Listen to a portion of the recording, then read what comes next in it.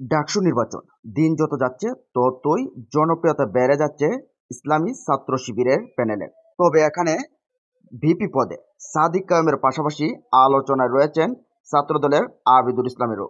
সর্বশেষ যে তথ্য এসেছে, ইসলামী ছাত্র শিবিরের প্যানেলকে আটকাতে হয়তোবা বাম ছাত্রদল, বাকশাস বা অন্যান্যরা একত্রে মিলেও যেতে পারে।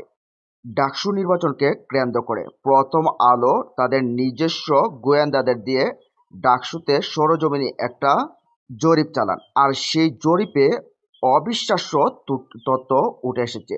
সেখানে দেখা গেছে যে শিবিরের প্যানেল প্রায় ৭৪% ভোট পেয়ে এগিয়ে যেতে পারে। আর এতে করেই প্রথম আলোর বাম রামদের মাথা খারাপ হয়ে গেছে। প্রথম আলোর মতি এবং ডেইলি স্টারের মাহফুজরা বা তাদের যে এস্টাবলিশমেন্ট রয়েছে তারা উঠে পড়ে লেগেছে কিভাবে শিবিরকে আটকানো যায়।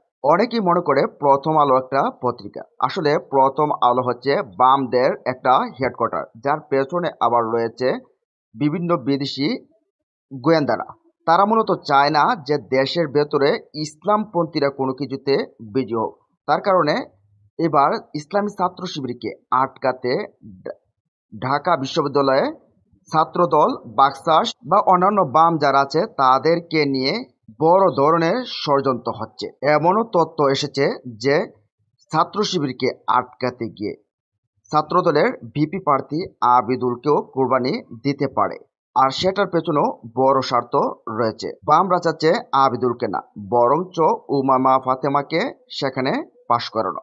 কারণ আবিদুলেরও ব্যাকগ্রাউন্ড রয়েছে মাদ্রাসায়, যদিও সে বিএনপি মনা কিংবা ছাত্রদলের। গোপন তথ্যের ভিত্তিতে জানা গেছে যে তারেক রহমানের সাথে লন্ডনে সে আলোচনা হয়ে গেছে যে ডাকসুতে যদি ছাড় দেয় তাহলে জাতীয় নির্বাচনে তাদেরকে বড় ধরনের সহযোগিতা করবে এই বাম মতি মাহফুজরা।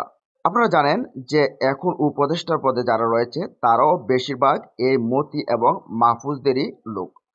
মূলত দেশের ভেতরে 111 বলেন বা 24 বলেন, সবখানেই তারা দাপট দেখিয়ে যাচ্ছে। আবার বিএনপিতে 30% রয়েছে এই বামরা, যারা মূলত এই মতি এবং দিল্লি দিল্লি এবং ডেইলি স্টারের এদের দ্বারা নিয়ন্ত্রিত।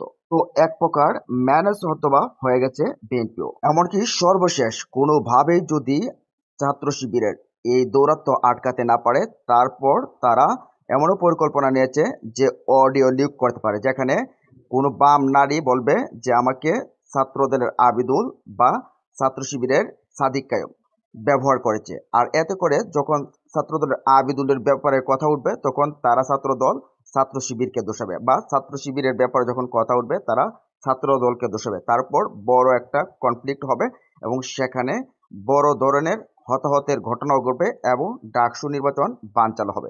এ বিষয় নিয়ে পিনাকি ভট্টাচার্য একটা প্রেডিকশন দিয়েছেন। তিনি বলেন যে ডাকসু নির্বাচন নিয়ে আমার প্রেডিকশন আমি বলি, ছাত্র শিবির বিপিজিএস সব বেশিরভাগ আসনে জিতবে। হলগুলোতে কিছু আসন ভাগাভাগি হবে, শিবিরের বিজয় হবে ফেনোমেনাল, ভোটের তফাৎ হবে প্রচুর। এই নির্বাচন শেষ পর্যন্ত বাঙ্গু সেকুলার এস্টাবলিশমেন্ট হতে দেবে কিনা শেষ পর্যন্ত দুটাই দুশ্চিন্তা। খুব খারাপ কিছু ঘটিয়ে নির্বাচন স্থগিত করে দিতে পারে, বিশেষ করে বামেরা শেষ মুহূর্তে নির্বাচন বয়কট করতে পারে। একটা ইসলামপন্থী দল ফেয়ার নির্বাচনে জিতে আসবে, এর চাইতে বড় দুঃস্বপ্ন বাঙ্গু প্রগতিশীল ভারত বা পশ্চিমাদের নাই। কিন্তু ঠিকভাবে নির্বাচন হলে এইটার ফলাফল হবে বাংলাদেশের রাজনীতিতে সুদূর প্রসারী। সেটা শুধু বাঙ্গু প্রগতিশীলরা না, সম্ভবত ইসলামপন্থীরাও ঠাহর করতে পারতেছেন। তবে অনলাইন অ্যাক্টিভিস্ট মাসুম মাহবুব বলছেন যে ইসলামী ছাত্র শিবির এবং ছাত্র দলের আবিদুলকেও এখানে সতর্ক থাকতে হবে।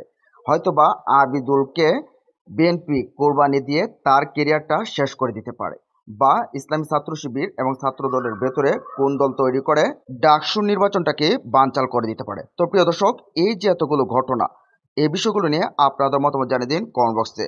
ভিডিওটা ভালো লাগলে একটা লাইক করুন, আর পরবর্তী ভিডিও পাওয়ার জন্য চ্যানেলটা সাবস্ক্রাইব করে সাথে থাকুন। ভালো থাকুন, সুস্থ থাকুন, আল্লাহ হাফেজ।